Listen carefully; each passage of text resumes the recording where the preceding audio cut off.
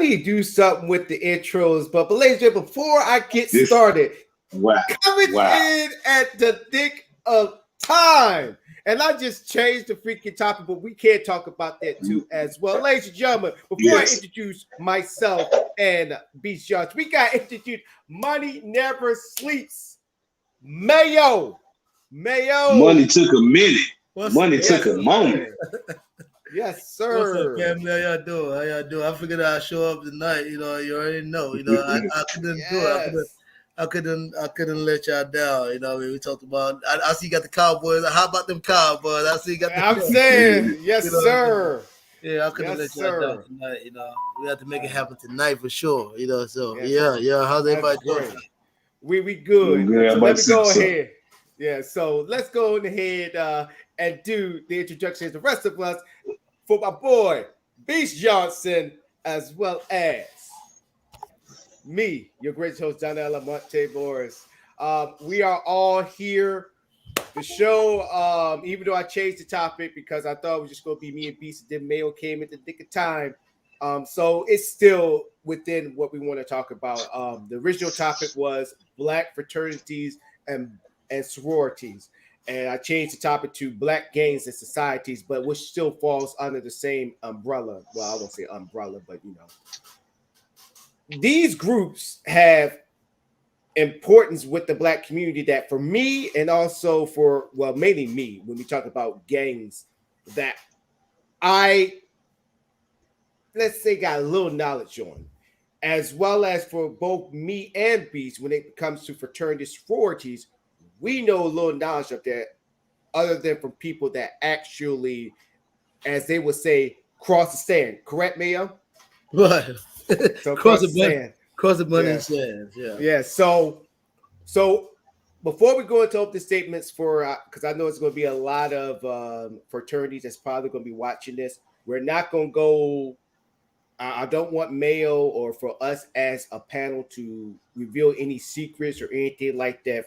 The purpose of the show, number one, educational, two, discussion, and three, what impact does these fraternities? Because people don't understand the fraternities are actually, incorporated. They actually have nonprofits that actually contribute to the community that people don't understand, and that's one of the biggest parts that for Mayo's fraternity, which also he don't speak for the rest of the fraternities. I don't want to say rivals because I think Mayo said it right last Monday that he don't see it as the different fraternities, and then also sororities, even though we don't have a soror on the show, which I extend the invitation that yes, it's a friendly rivalry, yeah, but all in all, work together to help out to achieve a better achieve the goals and help out a cause.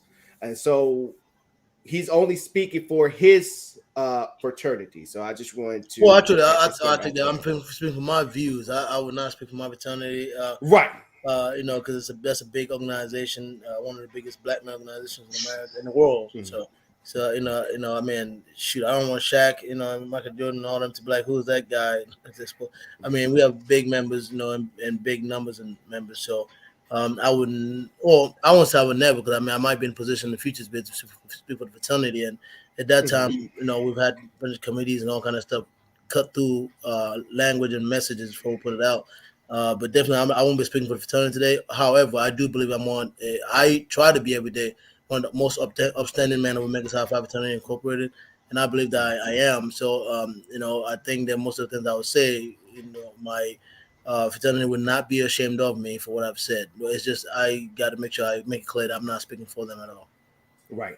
And we're happy to have Mayo, as he is a panelist on this show, and that he has an involvement with the fraternity. So, and if I could add something, I know you said something like that. It been bothering me the whole time. I said, like we say, like we're in the same umbrella with the gangs. No, we're certainly not. That's one thing I would like to correct. One thing I like to I mean, because there's a misnomer in the society, in the community about that. How they might as well be gangs. But I would say in the sense of they're under the umbrella of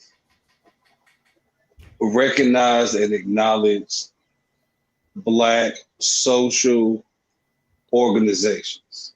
To I whatever don't think the degree gangs they are handle it, involved in it. you know. Okay, I don't well, you think know, the gangs are. technical term was like, according to the law, more than 4 black people together, that's a gang. I got you. That's what you But mean. I I do, mean, in but I that do sense, understand I what, mean, but I do we understand agree. where he's coming from in the sense of Yeah. when you think about, social orders, just black entities where black folk feels safe and amongst their own. It's either if you're going for education, sororities. If you don't get an education, gangs. So it's just that umbrella in the sense of that. Y'all would consider them be like polar opposites of that spectrum. What I mean, the Masons are there for the people who are not educated. And I mean, I shouldn't say Exactly. that. You got and the Eastern Stars as well.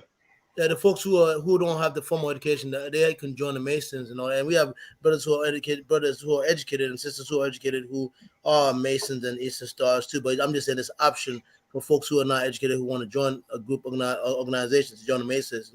The reason why I agree with you. the reason why I separate the gangs is because they are organized, but they're not an organization in the sense With of history.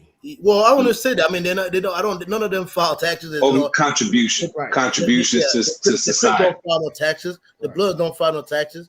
You know what I mean? Yeah, I don't think they don't file. They don't yeah. file no forms. I mean, they're not filing 990 forms. They're not. They're not in any kind of way incorporated in any kind of way. Right. I mean, no, they might get in the That's future. what I'm saying. That's what I'm saying. Right. They're just polar opposites So of the spectrum.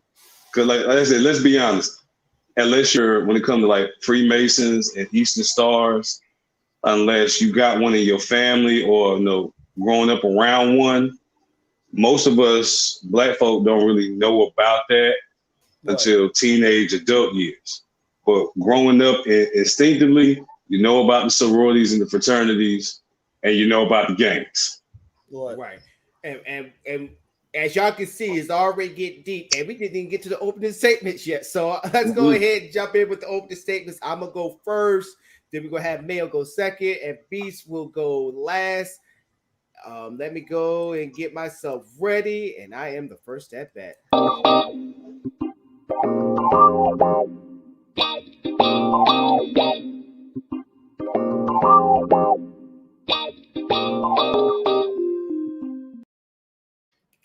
So let me see. I've been thinking so much what I was gonna do for my opening statements, and I'm just gonna decide. I'm gonna say this. I'm gonna do this. Now, for the Wet Network, y'all been hearing me saying we're gonna be up, but things called life happens. But I'm telling you, this week, the Wet Network will be the platform. We will be on the platform, but we're gonna be building up the content for you. So once we get the platform this week, me, Beast, Teach, and Willie are going to come up with the game plan. I think it's going to be mainly going to be me and Beast coming up with the game plan. But it didn't dawn on me when I was thinking that there's somebody missing. There's somebody missing. They said 3 is a crowd, but we have 4. But we're missing another person. And Mayor, I want to extend an invitation to you to be one of the owners of the Wet Network.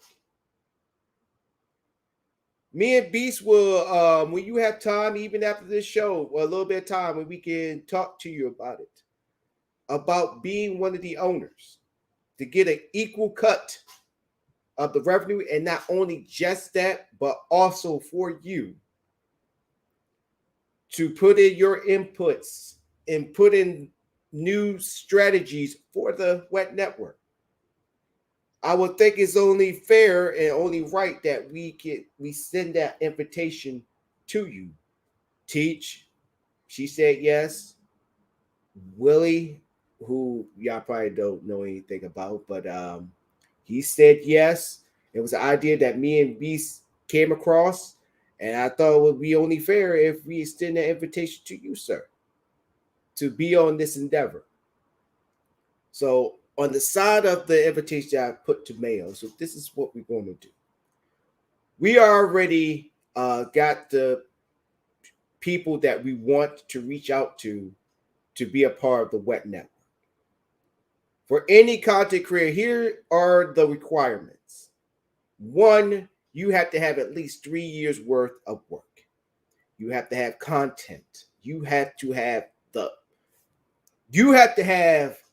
already a shelf. If your work was a library, you gotta have at least a shelf of work. Maybe a shelf and a half of work for you to be a part of the wet network. Now we respect everybody that's you starting out, you getting a little run and all that stuff, and that's great. But if you do not have 3 years worth of experience or 3 years worth of material, we cannot have you join the wet network. But other than that, I think that's the biggest one that we're looking for. So if you believe that YouTube is not cutting it for you, Facebook's not cutting it for you, or any other of these social networks, they're not cutting it for you, because I'm telling you, it's not. You're only getting paid by the advertisements, and that's only pennies to the dollar. Come on the wet network. But the other catch is we're looking for 10. So please be one of those 10s to submit or contact us that you want to be a part of the wet network.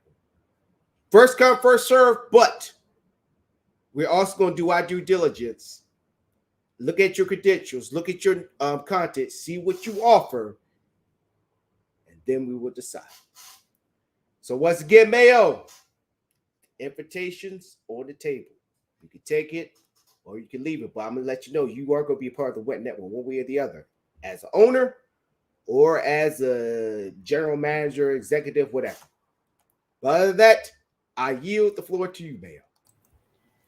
Yes, sir, my brother. How you doing? Thank you so much. That was an invitation that like no other, and I appreciate it. It warms my heart because I know that we talked about the wet network before, and I've said I would like to be part of it before.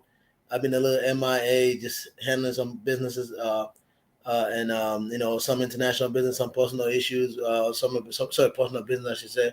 But just been a little bit. This year been slow for me a little bit. Hopefully, 2022 will be faster. In the sense of this show, just trying to make money. Like I said, money never sleeps. If it doesn't sleep, I'm trying not to sleep too. So and I gotta try to rack it up. So that being said, I gladly accepted officially. And I've been waiting to hear about when we were going to take control of our stance on this because we've been working on this for so long. I'm honored to be within the the three of y'all, making the four of us to do this. I spoke to one of our TV, a lady that owns a TV network here in Columbus not too long ago. She was trying to get some time with me to get some content on the show. On a TV station, and I had us in mind, and I just not talked to you guys yet. So definitely, we get a chance to talk after this show. We get a chance to talk better. But without further ado, I want to talk about my opening statement, which is, and again, I'm thankful. I'm thankful to have the invitation. I'm thankful to have you guys. But I want to dive into my opening statement. My opening statement will go along of the lines of group identity, and it talks about why we should. We're talking about fraternities and sororities today. I think it's about group identity. It is about knowing that you are part of something bigger than you. It's about knowing that when your race is the one that's been trampled on and stumped on and victimized and oppressed, discriminated on, that at some point you ought to figure that you ought to stand up and find a way to fight that, either by negotiation, by fight, by uh, contract, in the sense of payment or whatever it takes by any means necessary. Not to uh, quote Malcolm X, but I think that we owe it to ourselves, to our past and our future, to do all that. And it's, if any race, other races at the bottom of the barrel are being stumped on, I will stand up. If it's the white race or the Asian race or any other race, so I welcome brothers and sisters of other colors or other races, in a better way to put it, as other races, to join us, and continue to join us. Not to say that they have not, but to continue to join us in this fight. And some of the ways you can do it is by group identity. So we have black fraternities and sororities, and I think that just like W.E.B. Du Bois has said, that this is times at 10th, and this is a group that should get everybody out of struggle. I'm not, I feel like I'm going into the show right now. I believe we failed founders and some of our predecessors, and we still have time to make them proud. So that's what we are doing. I believe that's what I am doing, and some of my brothers and sisters who would agree with me on that. But people who are out there, who are outside looking in, if you feel like we feel them as well, why don't you join in opposed to throwing stones? Why don't you join in opposed to saying that's what they do, that's what they do, that's what they do? Why don't you make what they do the right things, where we can be the ones, a bigger, bigger with better numbers of good men and women can go back and save our community. So, and some of y'all might think that our communities might not need help, but for the ones who think they do, it's better done in a group than individually. So that's where group identity matters. And I'll end my opening statement by talking about the fact that even Dr. King, talked about group identity. And the way I found out about that was read one of Malcolm X's nephew, the guy that drove him around, read his book. It's called The Seventh Child. And he talked about how Brother Malcolm used to talk about the similarities in between him and Dr. King, and that nobody knew. That even Dr. King called for group identity, as much as folks might want to think that he's not about um, grouping himself or being in one group. That even he called for group identity at some point towards the end of his life, and towards the end of his time, that because he felt we needed to be together intellectually and spiritually and internally, so we can fight together, as opposed to fighting apart from each other. So that being said, my message, opening statement to folks, is that think about being a part of something bigger than yourself, an organization is bigger than yourself, and try to fight your own personal fights, and try to feed your family, pursue the happiness that everybody's looking for. But also don't forget to fight for the bigger and the greater body. And that's my message for this morning or this evening. Thank you. Good evening, one and all. Thank you for watching. For my opening statement, because I kind of want to get something off my chest a little bit. It's an issue that I have dealing with society overall. And it's this immediate assumption of your perceptive take of a person without taking the initiative or inclination to actually get to know that person. Those that have watched this show and those that know me have probably figured out by now I'm a very brash and blunt and colorful person. Overall weird. But I know I can come off very curt and crass at times. And I do understand that. I make it a habit of myself to inform new people that will have to deal with me for an extended period of time. Hey, if you ever feel like I said something or did something that was directed towards you or made you feel some kind of way, feel free at any moment. Just pull me to the side. Let me know what's up. What do I get? He's an asshole. He's a dick. I don't want to come talk to him because he's just going to cuss me out.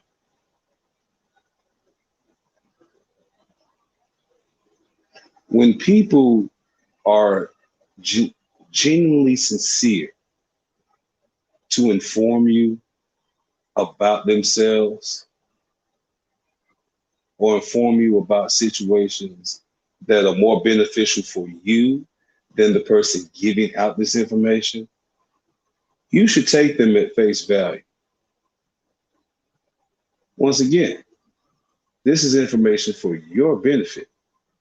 What benefit do I get for telling you something that will make you look good in your employer's eye? What benefit do I get? None. I don't get more money.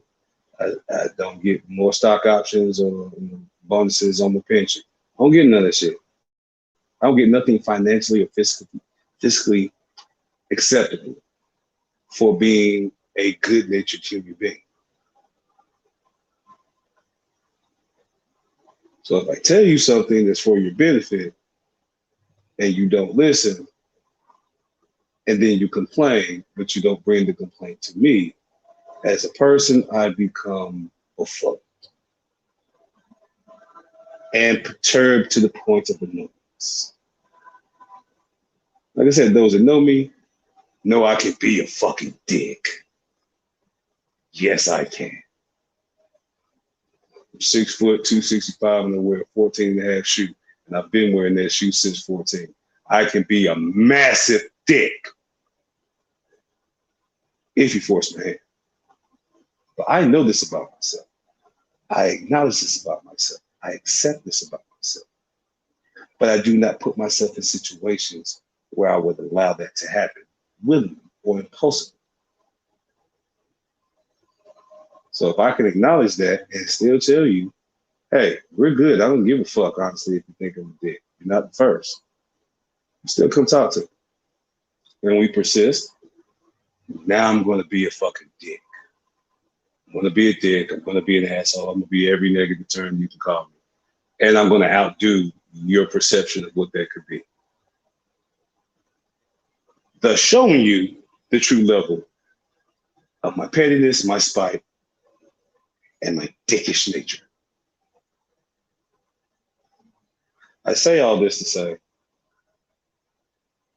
I understand in this digital age, what we see and what we hear has a high level of alterations and manipulations.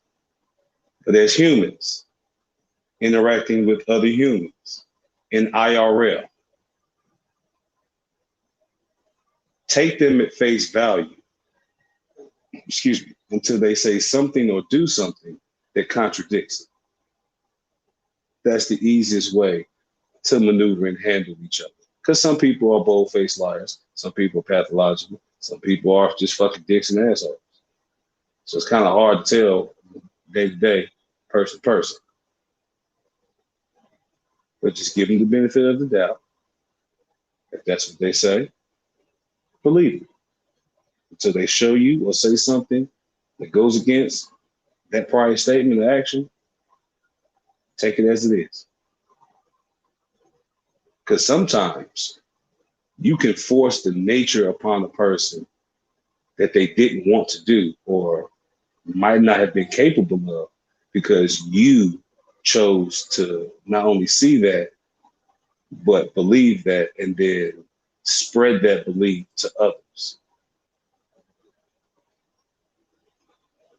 Short and sweet, I could be a dick, but I don't want to be a dick. But if you don't listen to what I tell you for your benefit, I'm going to be a fucking dick.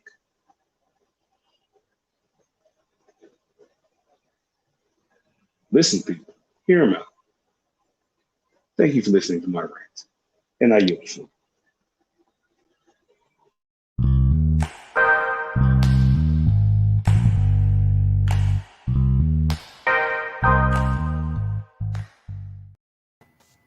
All right. And we're back just like that. A lot of people had a lot of things to get off their chests, and then an invitation was accepted, and Mayo I forgot about the conversation that we had about the Wet Network. He said he wanted to be a The part of it. conglomerate.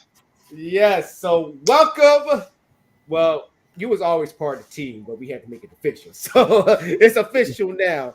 All right. So let's jump on in into what the conversation. Now I'm gonna ask these questions not even gonna ask, but like say a lot of things out of a place of, you know, I want to know more rather than ignorance. And I'm not meaning ignorance as something wrong or something bad. Because when you don't understand something, one of the things that definitely this generation do not do is actually go to the people that actually either experienced it or actually doing it. They just want to jump on in and just think that they know anything. And so I want this to be a big learning curve for each and every one of y'all that are like that. This is the time for you to sit down, shut up, and listen. So with that being said, so let's go on with the black fraternities. Now, black fraternities has been around for a very, very, very, very long time. So this is really geared to Mayo. So Mayo, what made you pledge? Because you know, a lot of fraternities have been getting a lot of flack because they heard And, about the. and Go before ahead. you answer this question, Mayo, I want to bring up just a little point that I discovered in my journeys and in my attempt for it. So the question I will revise is, what made you join your school's chapter of the fraternity? Because one thing a lot of folk don't understand when it comes to just like fraternities and sororities in general, you could be enthralled with the organization and then find said organization at your particular higher education. And that particular chapter could completely throw you off against that organization and the whole social order in general. Meaning, I myself wanted to pledge. I've had friends that wanted to pledge. And the main reason why a lot of people don't pledge or don't complete the pledging is because of the particular politics of that school. Yeah, and I So was about to get to that. you got a lot of cats that crossed over that had great experiences. Like I know a couple of old heads from the church. You would never know that they were fraternity. They don't. Like, the only reason I knew dude was a Sigma was because we were doing some church stuff, like Saturday work. And he brought them that Saturday work clothes, and it was an old tatted up Sigma shirt. I was like, "Oh, you're Sigma?" He was like, "Yeah." I was like, "You're the first fraternity brother period I've ever seen that don't show it to some degree, whether it's something as simple as a license plate." And Yeah, he spoke about his chapter. So that's one thing I realized about it, and that's one thing I would kind of want to ask more particularly when it came to your particular school's chapter.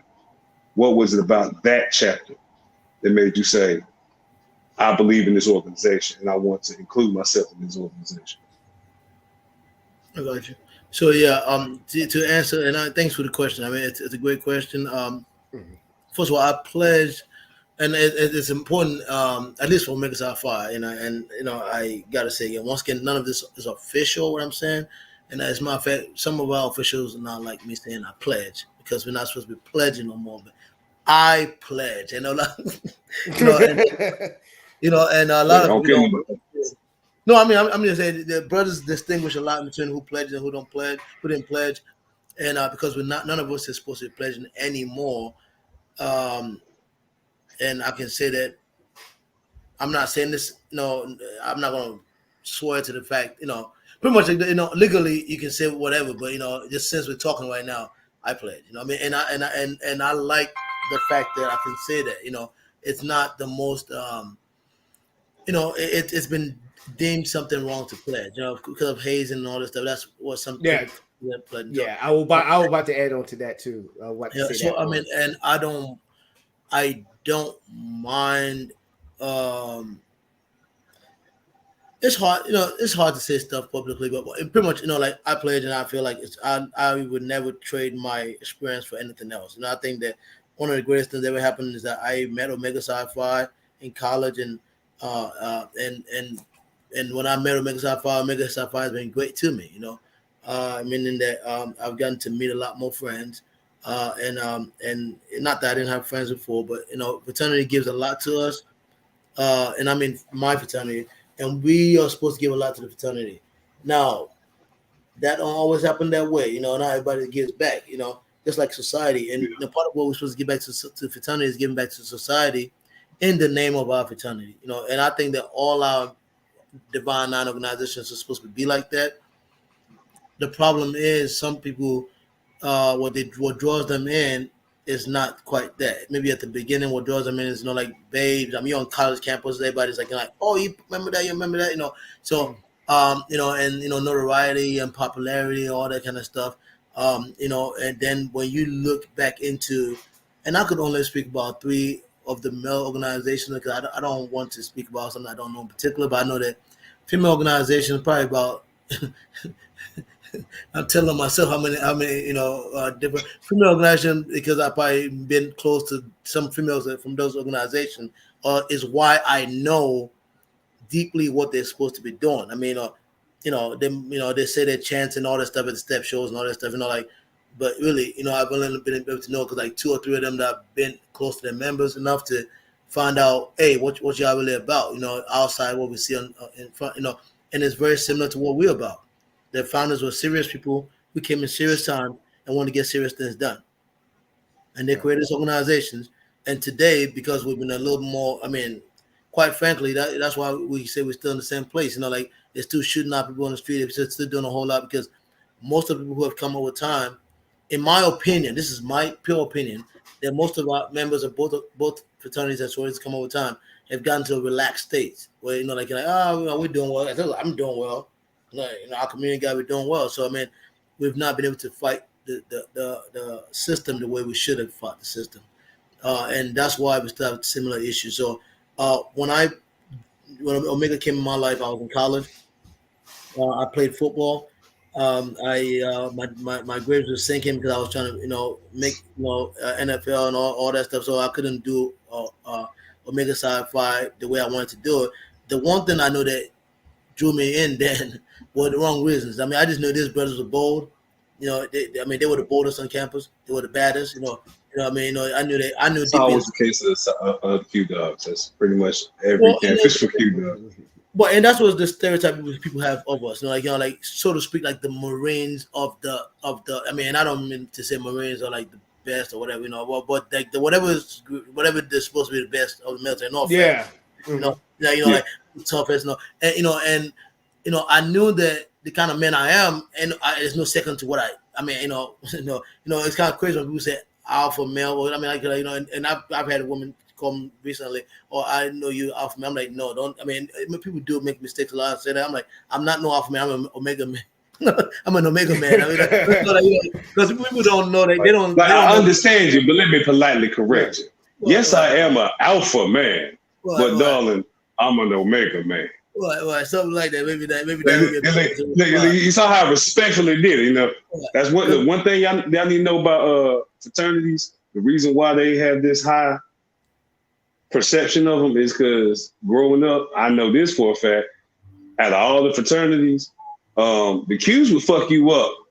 What? If you threw out their sign, or if you tried to imitate anything of them, they will be the first ones to pull up on.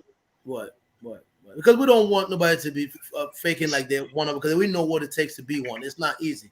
Yeah. But on the flip though, I'm glad you talked about the perceptive views of the fraternities. What? Because the question I was going to ask you after this was, what's the do you know the particular concentration or specialties of your set organization? Because I was explaining when it comes to the sororities, they have their specialties. Like the alphas might engage, like the AKAs might engage more in education and healthcare and medicine. I definitely got no mind. Yeah. Like I was informed that that's kind of the underlying setup when it comes to sororities. So my question was like, is that true? And is that a general thing across the board, with the fraternities as well? Yeah, a lot and of if them so, what was the omega concentration of specialties? Yeah, a lot of them are similar, and so there's two things to answer the first question. And go ahead. Two things is one, I was the wrong reasons what was attracting me in undergrad, but because I couldn't join the undergrad because of my grades, I waited till I graduated till I joined. So I joined as a grad, and thank God the people that brought me in they were we call them made. Were made undergrad, and they made me the way they were made. Even though I didn't have to be on campus with bricks on my neck, whatever, all the stuff that people do. Back in those days, I didn't have to do. They were, and I would have loved to do it. I'm just saying, I didn't. There was it's slightly different because of the environment. Like I left work every day, and that's it. I'm giving too much. Left work every day, and then went to my whatever I gotta do, So, you didn't come back home to certain time. I mean, so it's a different environment. It's different thing you do, you know. And at the end of the day, what there's two sides to this. The reason why these things are illegal is because people get carried away and they want to outdo each other. So and people mess around and do stuff that gets organizations in trouble. We don't want no trouble for organizations. So if I'm in court today, I'm saying again, if I'm in court, I'll say I didn't play it. I'll say it in court I did not. But anybody who knows me will know what if I did not. So but my point is because I know that we're not supposed to be doing that, and we didn't do it. So and I leave it at that. So, but my point is just that like there's some kind of respect to what you really want, and I believe that um, it's a journey to get in. It's a journey to be in this organizations. The journey to being in it is the most important one. People get carried away, I want to be there just because they want to drink and do all this stuff, fraternize because they want to feel like they're amongst, and I've seen a lot of people tell me, "Oh, I want to join the Q Dogs." And I'm like, no, I'm thinking in my mind, you're not. If I'm around, because I'll be the watchdog. They'll keep you from joining. Because the mindset of why you want to join is because you want to party and all this stuff. That's not what we're about. Stereotypical about what people think of us. But again, we were created by four founders. They were intellectuals, some of the best in the world. A couple of them, I think one or two, on a U.S. postal stamp. That's how great this man are. My biologist. So for one to think today that I could just be some riffraff over the street and I want to join Omega. Nah, you're not. So that's where I think. But if you're anybody who's serious, who want a better society, and maybe you like to hang out around other men who are doing the same thing in your free and leisure time and like to fraternize, then yeah. But that's the main idea. So when I got out of college and I saw the fact that what I thought about this man that they just party and just get babes and stuff and get maybe like the tough and all that stuff is more than that. There's more to it and the bigger side to it. Overwhelmingly, what we really should be about, what we're about, is building our communities. When I saw that and I know I was already into doing that, I said it just fits in. So why don't I go do that? Why don't I join this organization to help build our community? So that's why I really joined. Now to answer your question, Beast, about the main core values of us. Most of our values That's are the phrase I was similar. looking for. They're often all similar. I think that the Deltas do a lot of voter registration, and they also do a lot of education. The AKAs will tell you to do similar, because what people don't know, and there's more history in this organization. Is like some of these these organizations were founded out of each other, and I think this is a part that's not so secret because it's more about all the organizations. Like out of the alphas when they were founded in '06, or there was two group of brothers who wanted to join the alphas, and they realized that they were doing the paper bag test. They were still on some dumb stuff about if you light skin or dark skin. They didn't like this person. They didn't like that because they were dark skin. And these brothers left, and out of that split, went to make the Kappas and Omegas. So they still kept some of the principles. Why but they just feel like we're not gonna be sitting there and worried about if somebody light skin or dark skin. And something similar, like something petty, similar like that happened with the AKA. And some of our brothers pulled the sisters together. Why don't you go start yours? We started ours. And quite frankly, we were the first one to get incorporated. Because at that time it was so hard for Black folks to get incorporated. So these are stories of how this things broke out. So you had Alphas back a lot and AKs back a lot. They did the first ones, and we tell them like, you might be the first one, but we the one that's the most dominant now, whatever. We all have our things with brag. It's jokingly bragging to each other. And this is supposed to be.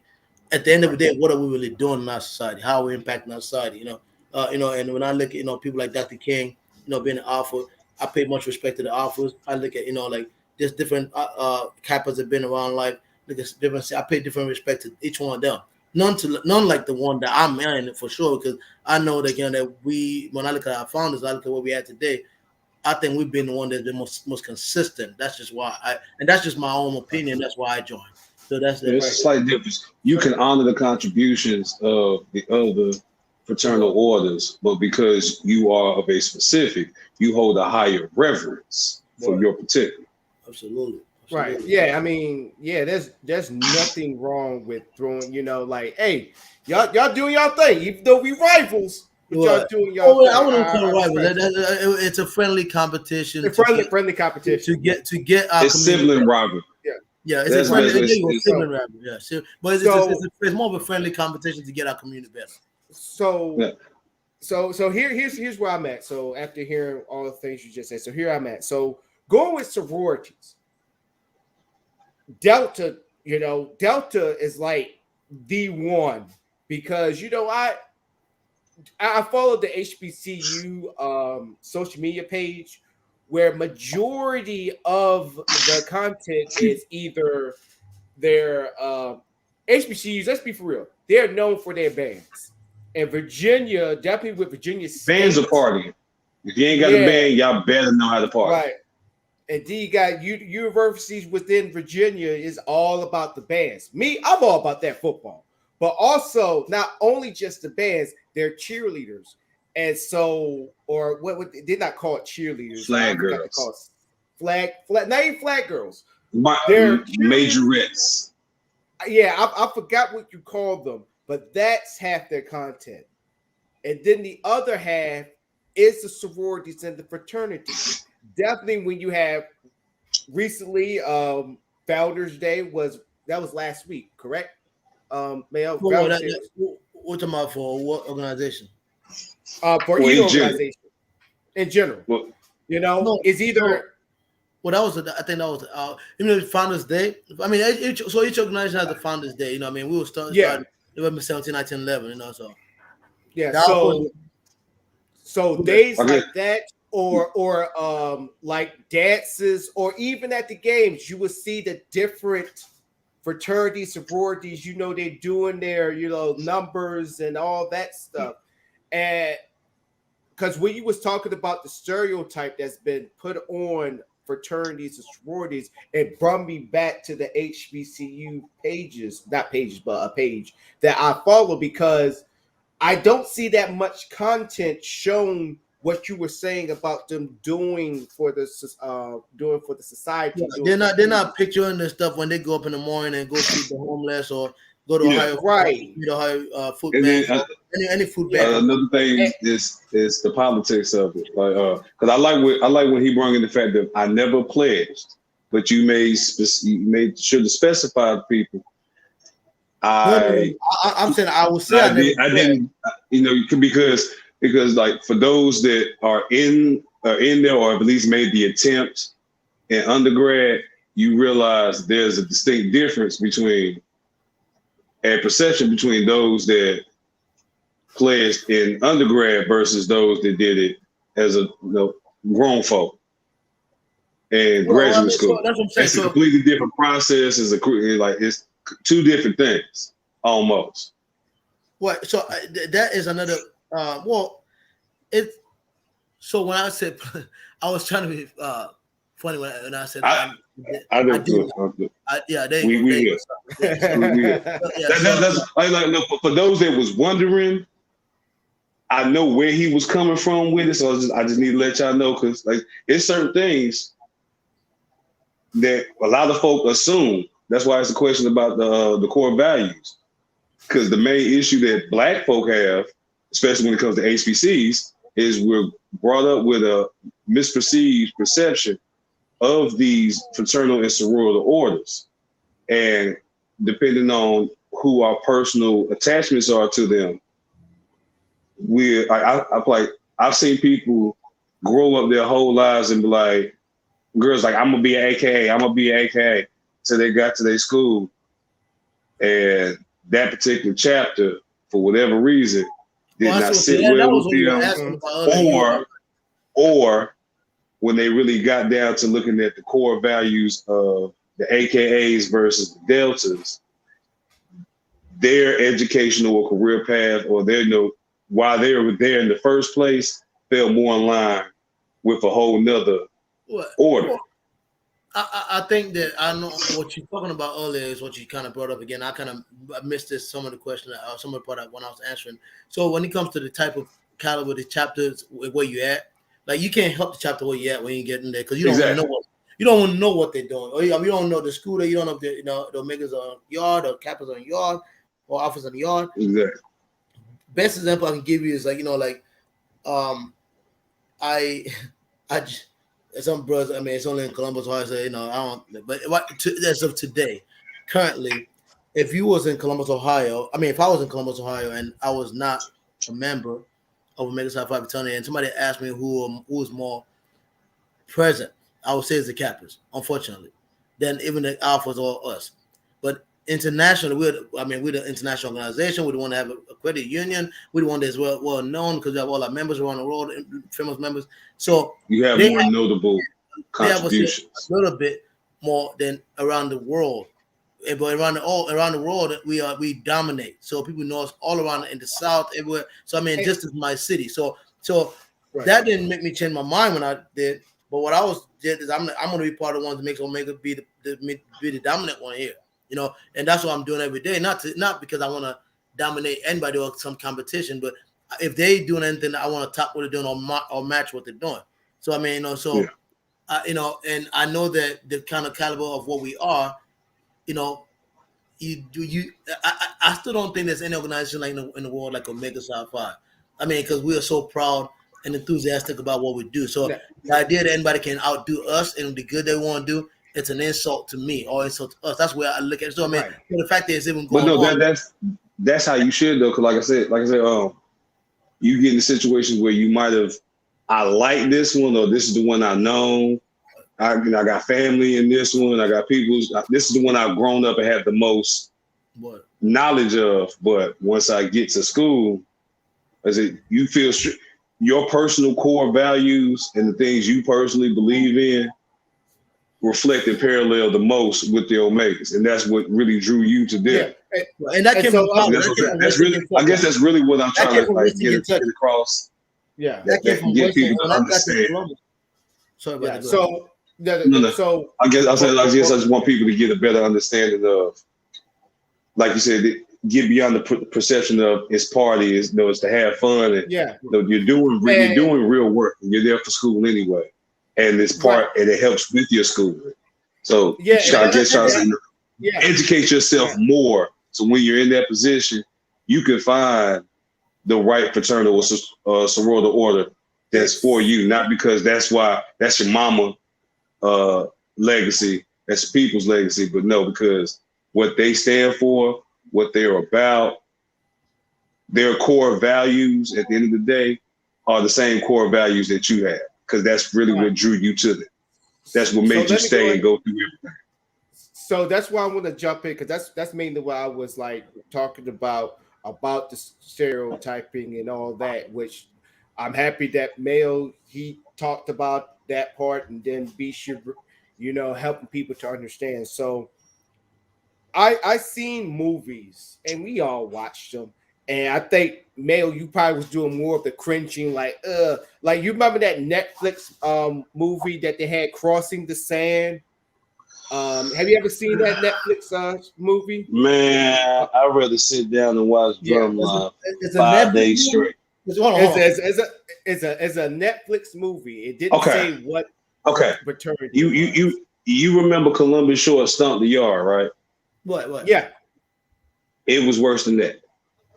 So, okay, you say it's called Crossing the Sand. That's the name of it. Like the burning. Like the burning sands or something like that.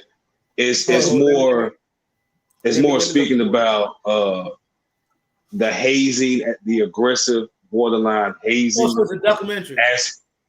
No, it's actual movie. It's an actual movie. The movie is actual movie, but it's not based on like real stuff. Let me see. Real stuff. It's based on stories and accounts that we've all heard over the decades. But that's why I compared it to the Columbus Short movie, because it's kind of set up the same way. Oh, the movie is actually, I was wrong, but not Mayo, but Beast was right. Let me go ahead and put this screen up here Let me get the image, get the correct image. It was a Netflix film.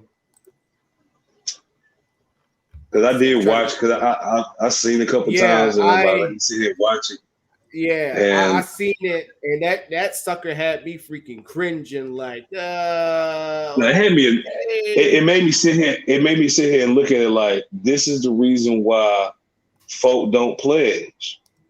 Like Right, and when see, when you see folk that go was through my stuff biggest like point. this, it's like that ain't brotherhood. Like building. I put like this. I am cool with shaving heads and Is pairing it coming out or everybody it up. came out already? It This came came out out already. years ago. Yeah, Oh, it okay. came Yeah, a out couple years years ago. ago. So here was a premise. So the movie starts off with the pledgees. You know, I'm not gonna get too much into the details because we're not talking about males fraternity or any other fraternity. But I'm just saying what the movie is based. The star of the movie. We're The premise. speaking on So individuals right, abusing and remember, power in a right, fraternal order. and remember, this is a fictional movie. So Fiction, it starts. fictional.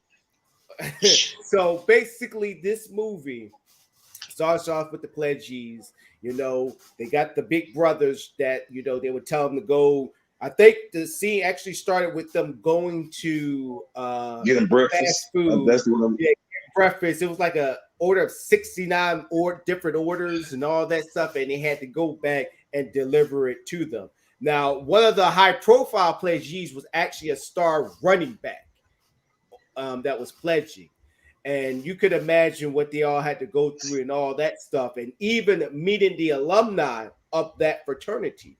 I think he was actually the dean, and he was like, they actually made them go talk to. Well, I won't say made them. I think one of them actually was like, "Oh shit, you pledged with them," and he was like, "Yeah, because you give me some advice." And No. and Mayo, I know you probably went around a lot of the alumni. You was asking for advice, like, hey, this sorority is great.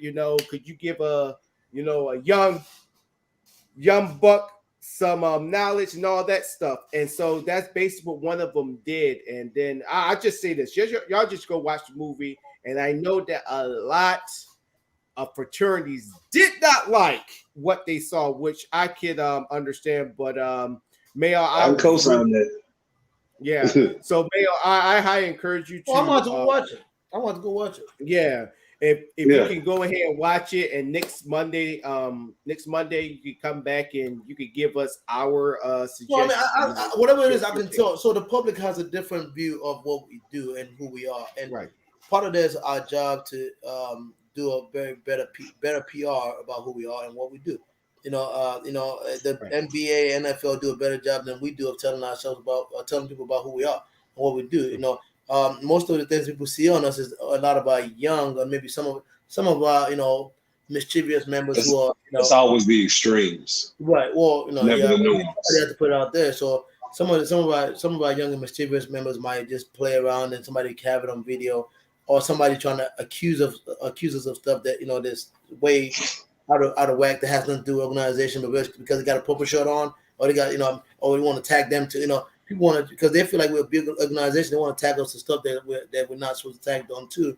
So all I'm saying is that there's a lot of misnomer and a lot of miseducation out there about who we are and what we do. And these shows like this today, or better yet, whenever you invite a lot of our elected officials or our grand officers to speak, they might be able to speak more about what they want people to know, which is the truth about us, the real truth about us. There's a to be honest, there's a mystique about Omega, and we love it. That's one thing nobody has. You can tell about all the organizations, but people are wondering, how did these guys, get to, be the guys that acting out tonight, tomorrow morning they out there in suits. They people, and at the same time, there's just so many faces to this guys. We know what it is, but I ain't about to be talking about it. Yeah. So what I'm saying is that's part of what makes us, what makes us who we are, and what makes us appealing and all that. But the society, all of us, the 9 of us, and maybe some of the other ones who are not part of the NPAC, National Panhellenic Council, there's a part of the work that we're supposed to be doing that we're not doing well enough. It don't matter how much I want to hop or step or wear my whatever shoes that the vice president was wearing. Everybody, the kids were excited about it. Clubs, whatever she would say she would have, whatever, all that BS that people doing again that's supposed to be cool. There's a certain amount of that you can do, but if our community is still struggling, how good are we? How great are we? You know what I mean? Because people don't understand that that's what we're really here for. So people don't blame us about that. They're doing their job. They're entertaining folks. You go to an average African American event, you see us out there entertaining folks. That's supposed to be part of it, but it's supposed to bring attention to causes that we're going to be fixing the next day. So when we're fixing those causes and people are not PRing, they're not doing a good public relations work of us doing those fixing, people tend to think to themselves that, oh, I only saw him last night, showing ass, and no pun intended. I mean, acting out, and I don't see him doing work, So that's where the problem comes. We need to have more debate competition on a university campuses, more debate competitions. The things that they used to do back in the days, and we have some competition of who's going to raise more money to do this, to raise money to do that. But nobody is promoting that enough that people can be like, So that's where the problem is. That again, when you think of Omega Psi Alpha, Alpha Kappa Alpha, Kappa Alpha Psi, and Phi Beta Sigma, and Iota Phi Theta. I think that's all the male organizations, and also the female organization. You think about them. I have massive respect for all of them. I obviously in different levels, and different. The highest level is mine, and that goes without saying. It's not only because I'm being biased. I mean, it's not one day I've been in this organization. I've thought about, damn, I wish I was, or wish I'd done something different. It's common sense. Let me help you out. It's common sense here, people. You're not gonna ask the CEO of McDonald's who got the best burger chain. Well, it's not with that. He gonna give his respect. He gonna say Burger King do what they do because I just had me a Whopper the other day. That flame ball be hit with the money. On the wheel.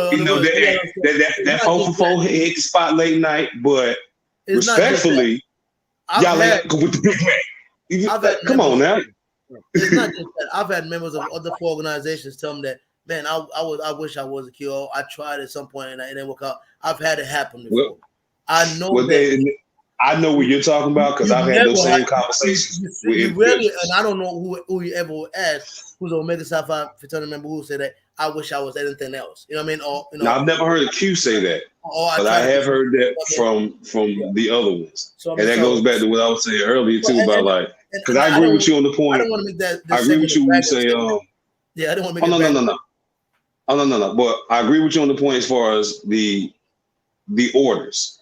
Boy. Yeah. Excuse me. Amongst y'all respective orders, that y'all should be more diligent on exposing the norms of your organization as opposed to the extremes. The extremes being the negatives. Now, on the public side, we need to acknowledge, and even those that have that inclination and desire, and you ask people about it, do not judge the organization by the chapter nor the chapter member. Meaning, just because you had he had a great experience where he was at. I might go to the same school, but unfortunately, I get caught up in a class or a couple in a line full of power hungry folk that are going against the core values. So now I have a tainted, tarnished view of it. But also, if I did my diligence and actually study the organization itself and focus on that organization, I could understand when I get there, I can still rock with this organization. I can't rock with this particular chapter right now. So I will take the graduate approach. Yeah, I will. Let me go ahead and step in because I'm gonna use. It's not on this show ever I mention my military affiliation, but military kind of falls into the fraternity sorority thing because when you got those recruiters that come on out there, and I know for a fact that in the fraternity, unless it was a lineage in Mayo's family bloodline to pledge, they had somebody who was recruiting saying, hey, you look like you could be a strong brother. You want to come and join our fraternity? I mean, you will have people that's going to try to recruit for more pledgees to join that group. Same thing with the military. They have those recruiters. Only difference is those recruiters are offering money. We can pay for your college. You gonna have free dental. I mean, they offering stars and all that stuff. But Army, one thing, Army, we recruit you. We offer you money and travel and guns guaranteed, and violence. Look, fraternity, sorority orders. We offer you a nation global network of contacts across all industries. And while you're at this particular college, we offer you sex, fun, and alcoholic debauchery. Whoa, see that's something.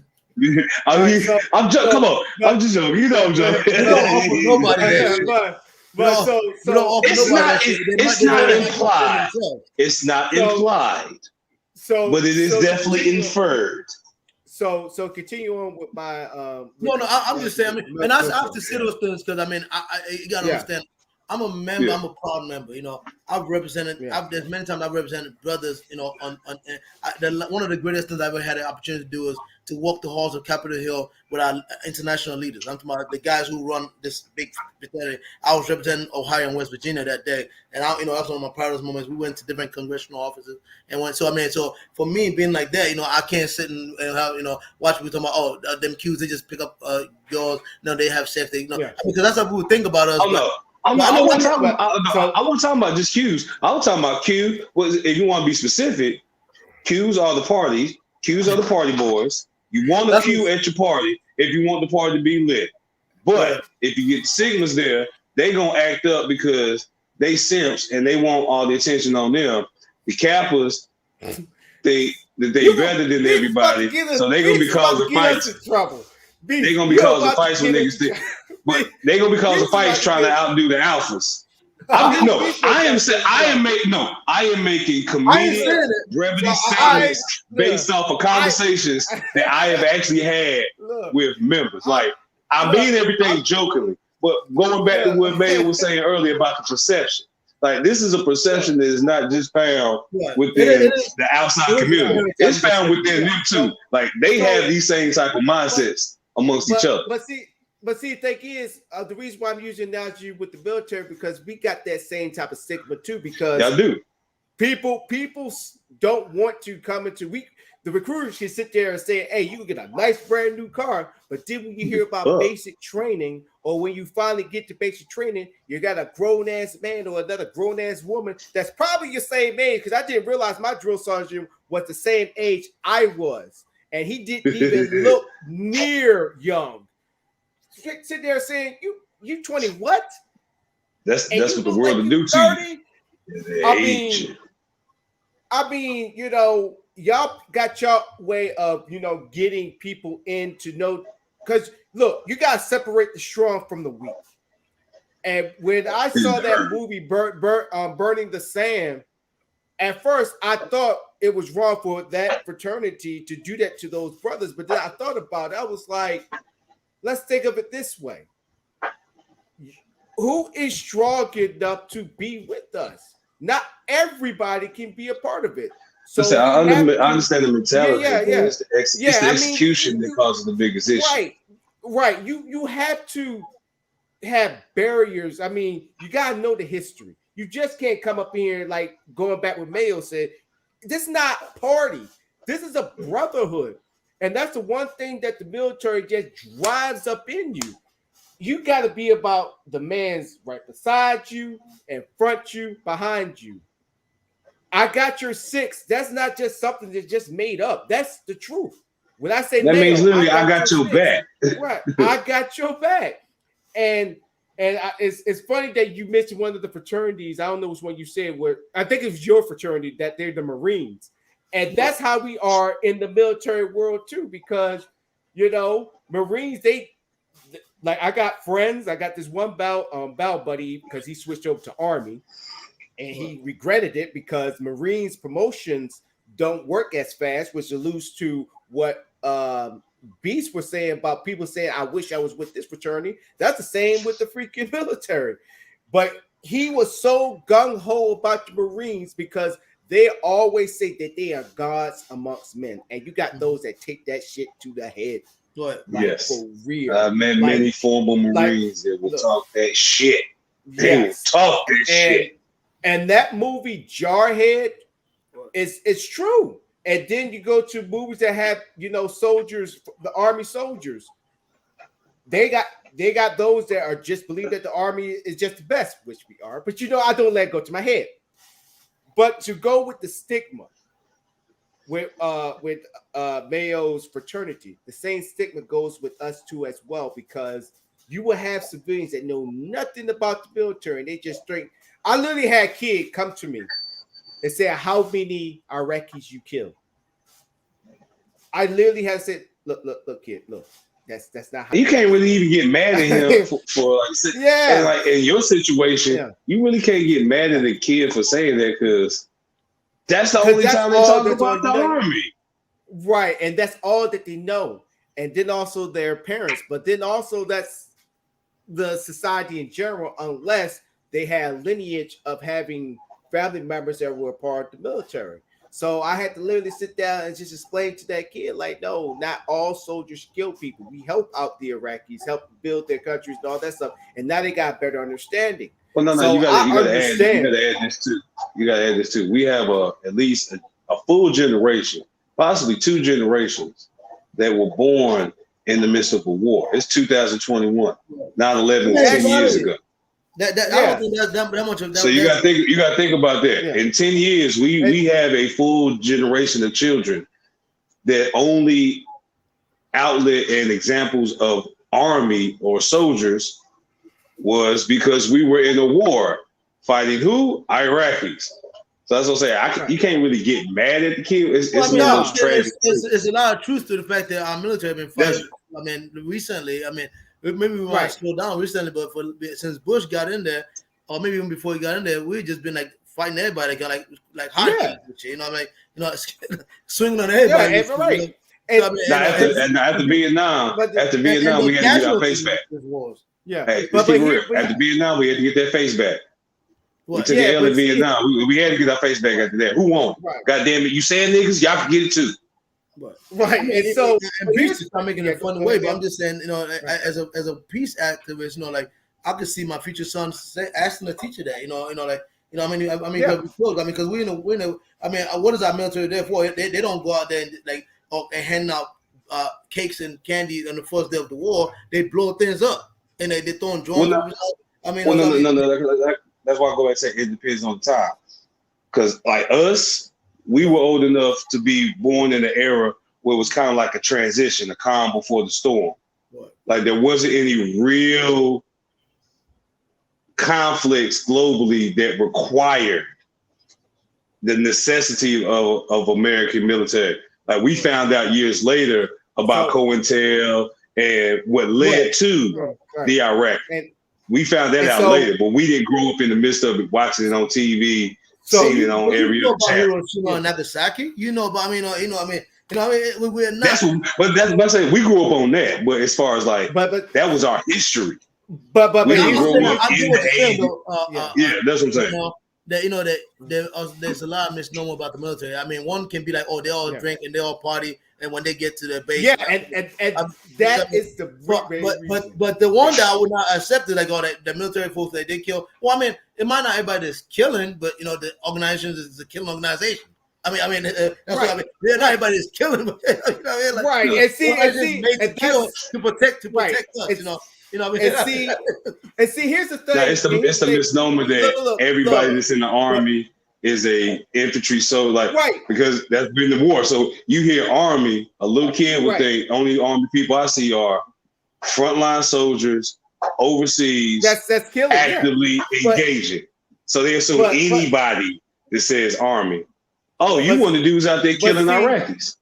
But see, that's the stigma that I was pushing to that deals with male, because people don't understand. You got soldiers that's not soldiers 24/7. You got actual reservists. You got actual National Guardsmen. And that's not only for the army. That's for the military in general.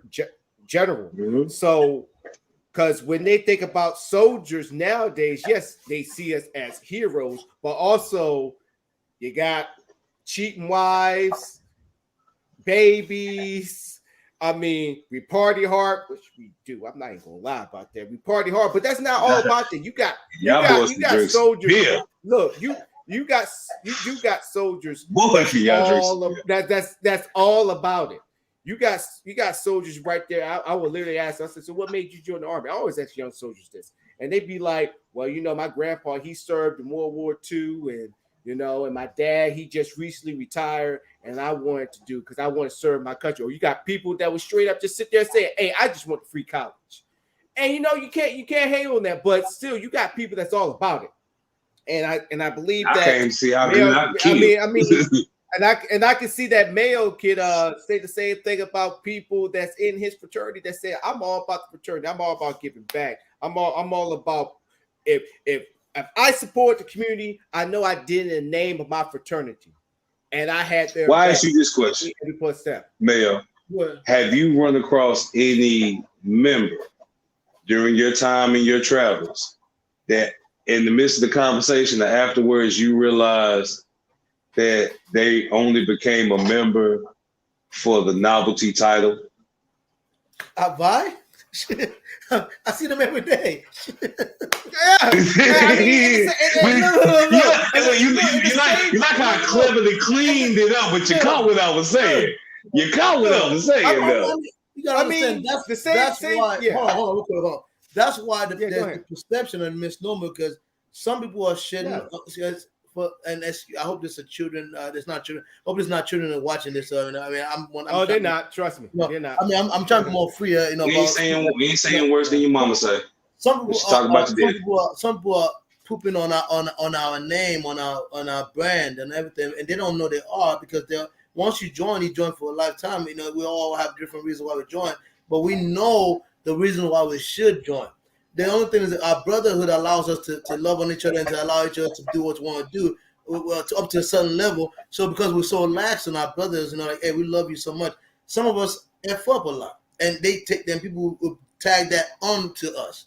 Like, because that's the cues that did that, but they so people know about the negativity more than the positive, but people are actually doing that. It ain't some cappers that going to West Purple and go do some of that dumb shit. It's some of us that do it. So I mean, and those folks who, like I said, I've met a few people who have told me that I want to be accused, and actually I was online with a couple of them, and those guys did not make it, but he said, man, I can't wait to get in there. I'm gonna do this. I'm gonna do all this to all this girls, and I'm sitting there like, dang, all the things they were teaching us about why this guy has his own perception. He ain't gonna change. I mean, they telling us that this is not why we should. But in his mind, he sees cues as like a card to be able to get women. And I'm like, dude, if you can't get women on your own, then you're not really a man anyway. So our first cardinal principle is manhood. Manhood, scholarship, perseverance, and uplift. Manhood is and you're not a man already. So, but luckily for us, he didn't make it in. It wasn't me that turned him in. But years after that, he's tried to come back in. And I was sitting in the place where I could say yes or no, and I said no because I knew what it was about. You know what I mean? Because I was supposed to be in it where he was supposed to come in when I came in, but he didn't make it in when I came in. So I'm just saying that, and some of them sneak in through, because in their minds, this is what they see or they perceive about what we're about, but that's not what we're about, and that goes as well. So I mean, because I don't. That's my last number. So I don't want to sound like I'm bragging, but it's not. The fact that we are some man that has this mystique and all these things about us that everybody, man, them cute. Yeah, that would get you women. I mean, a lot of women. Shit, I've had women that want to be with me because of that reason. I'm not going to turn away just because that's the reason why they want to be. I mean, my thing is but that's not who I am. That's not why I'm Omega. And I tell them after a while, and when they get close, like I respectfully accept. That's not why I want you to like me. I want you to like me because of my intellectual capability, about my personality, who I am, what I'm doing in the community. If you don't like me for those reasons, this shit ain't probably gonna last. Because I'm not the kind of guy that you probably think I'll be. In public, in private, I might be, whatever, but I'll leave that alone. But my point is, it's just what it is. That don't think of my organization. Because my organization is it's for undergraduate students and instructors who are intellectuals. They're the best of the best. They were brainiacs. That's who I'm trying to be every day. With the more I see Omega Psi Phi. Some people are not like that. And we're a microcosm of man. There's a lot of you in Omega. There's a lot of you in Omega. Both of y'all in Omega. There's a lot of Cornell Young. Has made Omega. You see, most military is Omega man. Most military, because from Cornell Young, who was he's one of the top two first black to graduate from the academy, the military college. What's it called? What do you call it? Oh, West Point. West Point. One of the first blacks to graduate from West Point. Colonel Young, one of the first, he was one of the first black generals. They didn't give him that award because he was black back then. So you think about that, and so many people, because of how much we respect Colonel Young, some in the military have joined Omega because they say, oh, that's our guy, black, man who made history, Omega man, I'm gonna be part of that. Bill Cosby was Omega. As much as people might want to poop on him, he changed the black structure of family through his art. Just think about it. The father of Black History Month, Carter G. Woodson, Omega. So you think about all the names of people who have been, the black astronaut, McNair. Steve McNair got Eddie George to join. Eddie George just joined last month or 2 months ago, or this year. Eddie George, the running back, because Steve McNair was a. I heard that Slash, Cordell Stewart, who played back then, he's a really join. Because all these people looked at Steve McNair, back then he did his thing. He shot the hooks when he scored touchdowns. Michael Jordan, Shaq. That is true. We influence each other. That's what I'm saying. We influence each other a lot. And my thing is, because we get all that glamour stuff that comes with it, it's not the glamour stuff that we're about, but because we get it, we're not going to shun it away neither. And we should not shun away. But some men have the wrong idea. They come in because they want to get that, and they don't end up coming for the right reasons.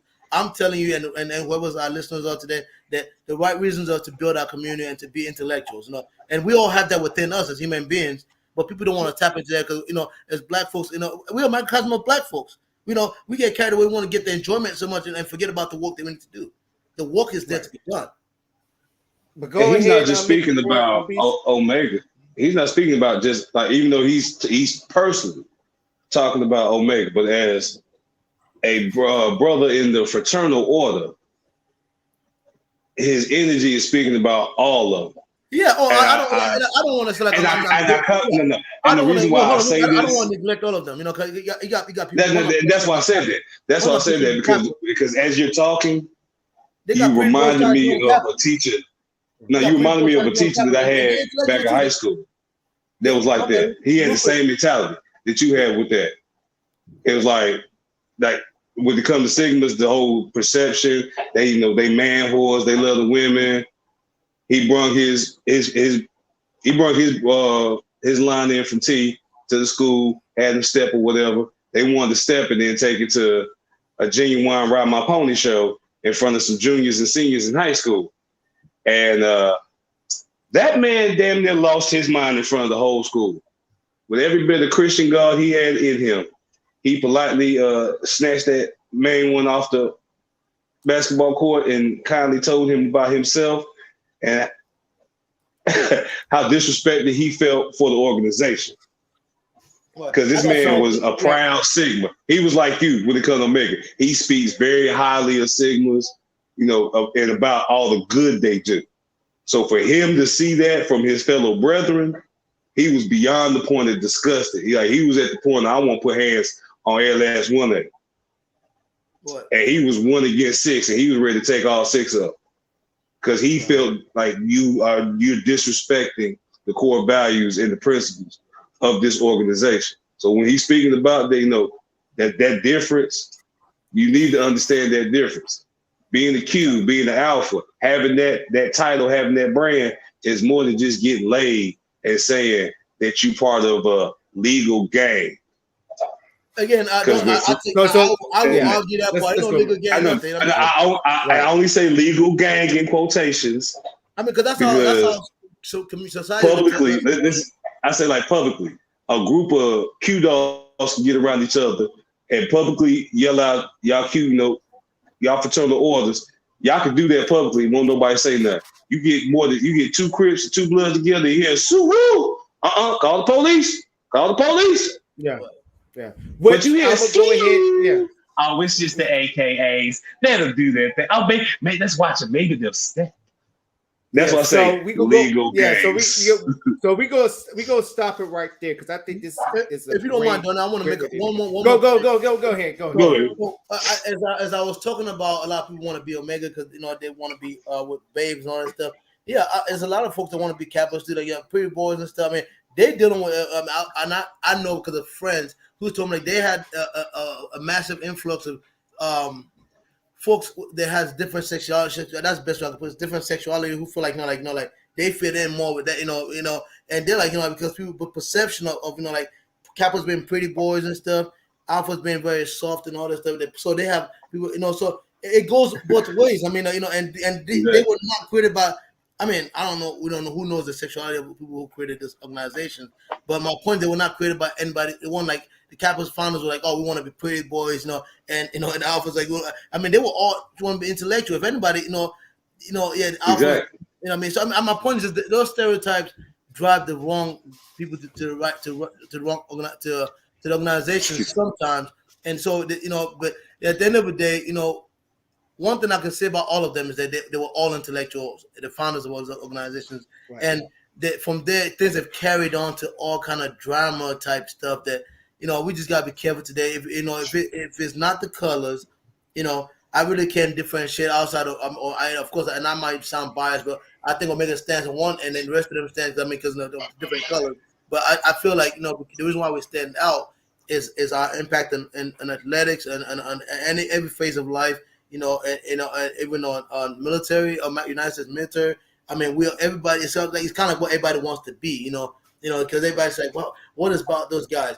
But I think that the King has done well for the Alphas. I mean, him being an Alpha. I mean, someone like the Sigmas. I never knew until like 5 years ago that the first president of Nigeria was a Sigma. He studied in the United States. Oh, wow. So I mean, named Zikwe. So these are all bright, not bright, but intelligent, and intellectual man. So it's just there's so much pride that our community should have in this organization. They should teach them in the high school about, because I didn't know about them until I got to college. Quite frankly, I went to public school here. I didn't know about, and they should. Like I said, like most of us, we find this information out during the process. So too old to do anything about it. Teach the good part of it. So I yield on that. All right. So we're gonna end it right there because I for some reason I knew it was gonna be like a 2-part series. So I think that's a perfect spot to end it at, and we can get back into this. And this time we're gonna be more on the gang side because man, why y'all gotta do the gang today? I got you. Yeah. but we gonna get more. It makes it seem like there's a coalition. But go ahead. Right. So I do want you to talk more on fraternity because I think the biggest thing about fraternities is work. I wish we had a Sorrow on the show to tell you the truth. Let's see if I can find me one over here. Because the biggest. I'm kidding. Yeah. So because the biggest thing here's the 2 things that I get, and I'm the person, I represent the audience that's not oblivious but just know about it, that look at these stereotypes like, oh, okay. Because for me, I do see lots of shows that's showing, and I already told you, following the HBCU Instagram page, showing just the extravagance of the sororities and the fraternities at the HBCUs, and not understanding that is more within the surface, deeper into the surface, rather than just dancing around and doing the historically brown moves, as I call it, the steps and all that stuff. There's more that comes to this. and which going to lead to my final point. So I'm just going here and just going to lead to a final point. We're going to talk more about this next Monday. So I'm going to go ahead and start off like this because I'm going to sum up all the things that Mayo said and what B said and just culminate to this. In the words of Reverend Ike, and as y'all was saying it, it just kept ringing in my ear. You got to be about the Father's business. And what I mean is, wherever organization you're in, you got to be about it. You just can't be like, I'm gonna be a soldier today, but tomorrow half ass, go to the range, shoot my M16. I just, maybe I get a 23 for marksman and all that stuff. No, you gotta be about it. When you are part of any type of organization, no matter if it's a fraternity, sorority, the military, or whatever, you are in it. When you're in, you're in. You just can't pick a day to where I'm gonna go 100%, I'm gonna go 90%, I'm gonna go 10%. Maybe I will go. Maybe I'm cut from a different cloth. When I'm a part of something, I'm all in. When I decided to put my hand up and say that oath to United States, for the United States Army to defend this country, foreign, domestic, I'm all in. When I signed my name on the dotted line of that contract, I'm all in. When Mayo crossed the sand, whatever they want to call it, and he said he wanted to be a part of fraternity, look at where he's at. When B said that, you know what, I want to join in on this independent record label, create my own. He was 100% committed. So you got to be about the Father's business. You gotta be about business. Everybody say they want to be about, and Mel, you can step in and you can be like, amen, what I'm about to say. And you two beasts. Everybody want to talk about the work, but they're never willing to do the work.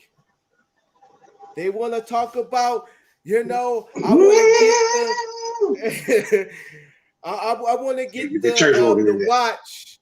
I want to get the watch. I want to get the bling bling. I want to get that nice Ferrari over there. I want to have this big building. I want to have this house. But nobody's not willing to talk about it, preacher. Talk about it. Sacrifice to go with it. And to tell you the truth, meeting you guys and having y'all part of the panel really showed me that. I'm not saying I was a hard worker, but with this wet network and me and freaking Beast creating that shit, and me who was busting his ass with podcasts and all this stuff to come up with this, and this was my bread and butter. I'm like, damn, y'all made the work that I did to get to this point even more worth it. Now I gotta work 10 times harder so that it can be something more than what it is now. Mail making deals in freaking Nigeria and freaking with the cruise and all that stuff, and you got freaking Beast, he's over here making moves with starting the movement for the independent artists over there in freaking Greensboro. Said the conglomeration, if you will. Right. And so, and with me we're here with hashtag Faith to Black, and then get restarted the Alamonte show, and then doing the little shows on Instagram. Man, like Steve Jobs even said, don't worry about the bottom line. Whatever you do, it will follow. But once again, it goes back. You got to be about the Father's business. And that's your business. And that's my final point. Mayo, you got the floor. What's your final point? Yes, sir. So, good evening, everybody. It's good to be back like 2 weeks in a row or two. And really, my final point is just about what all we talked about tonight. And again, I will start by saying everything I said. There's none of it. There's official from Omega Psi Phi Fraternity Incorporated from our international headquarters. They have all the press messages that we need to know about our organization. I believe some of it and most of it I'll probably be aligned with if my leaders watch this today. you probably could take any part of this clip today and use it in a negative way. I hope nobody does. And if in the sense that you can probably find things I've said today that you can probably cut aside and use for something else, because social media today is something where people try to use short clips to do different things. I hope that nobody does. People use the totality of what it is, and listen to the whole show, because that's why most of the time I'm always reluctant to talk about great things I'm doing, or like great organizations I'm involved in, like Omega Psi Phi. So because somebody can easily take again some part of it and use it the wrong way. But that being said, I think that we as a society should find out more deep insight about these organizations. I recommend that you join. We do not recruit, and our brothers will tell you that because we believe that we're the best. No, but part of that arrogance might let us pass by good people. So if you're a good person out there, you have good to put in the world. Look into us and find out. Talk to brothers. Find out. What it can take for you to bring that good into what we're doing. We have honorary members who don't have to worry about pledging. D.L. Hughley, Anthony Anderson. They were all tag in. They all did last year. I think we had some honoraries this year or two, or maybe we have honorary members come in frequently. So that being said, and all the other organizations have the same as well. I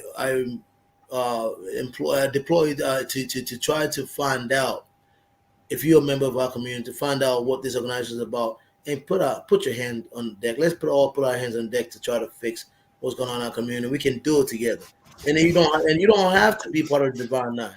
You could be somebody who's running NAACP in your city. You could be running some other organization. Find out how you can be involved as a collaborative partner with us, because that's what we're about.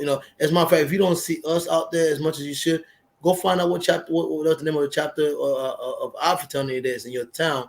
Find out who they are and invite them and challenge them to do something, because this is what they're made for. And they probably are trying to think of something to do every day, to follow line our mandated programs. Most likely, what you're trying to do is in line with our mandated programs.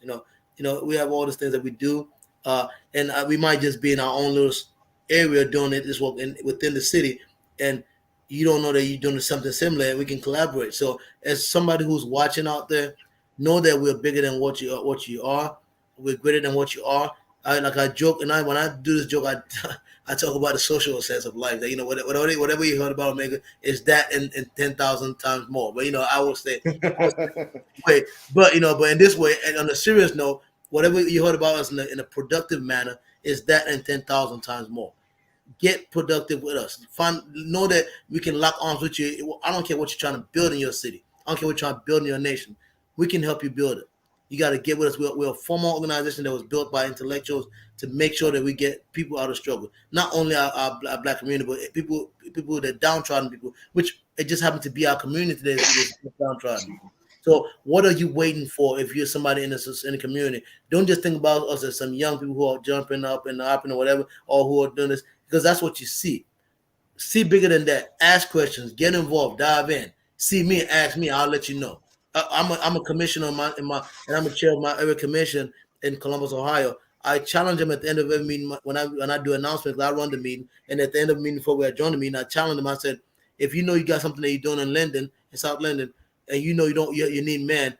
I have 2 chapters in my city. I give them the contact number to the 2 chapter members who are running those organizations, our presidents of organizations. Call them and let them know that you have work to do and you need men to partner with you. We will be there. But don't go out there saying they can accuse of doing the capitals of donors, office of donors, because similarly, I'll challenge you to ask any alpha or kappa who are productive men in society. They will tell you that their organizations are doing something similar, if not the same. I can only speak of mine from my perspective, and that's what I'm doing tonight. Once again, it's not from Omega Psi Phi Fraternity what I'm saying, but I'm pretty. I don't bet, but if I'm a bet man, I'll bet you that if you talk to our leaders, our international leaders, and our district leaders, they will tell you about the mayors online and what some of the things they said today. But again, I'm not speaking for the organization. I'm speaking for myself. You're a great organization. Channel into us. Talk to us. Join us. All right, Beast. What 5 points you got? Floor is yours. My final point: look for the norms, not the extremes. before you invest, indulge, or engage in any type of action or thought, especially nowadays, make sure that what you're doing, you know exactly what you're going through. Make sure what you're speaking on, you are fully abreast and knowledgeable to make that statement. You have enough facts and logic behind whatever it is you're about to say, no matter how crazy it might be or offensive. I say this because if we learn anything from this conversation, we focus too much on the extremes of life when it comes to the perceptions of fraternities, the army, whatever it may be. We only want to focus on the eye-catching negative extremes, not considering the normal consistency. And when it comes to, as Mayo was speaking about, the difference between what y'all think of a Q versus what Qs actually do and actually have verified on paper are two completely different entities. What you hear and think you know of, that's the extreme. That's the reports of hazing, the stories of less than the honorable actions. That is not the consistent norm. And to those involved in these type of organizations and entities, do your due diligence to make sure that the world knows more of the norms and not the extremes. For you organizations, we need to know if y'all normally feed the homeless. We need to know. We don't need to know when y'all get extreme and now one of your pledges done died, or it's a whole investigation of conspiracy BS about it. We don't need to hear that. That's not going to do the organization or the entity any benefits. That's not going to do anyone involved any benefits. That's not going to do anybody on the outside any benefits. And no benefit will be made.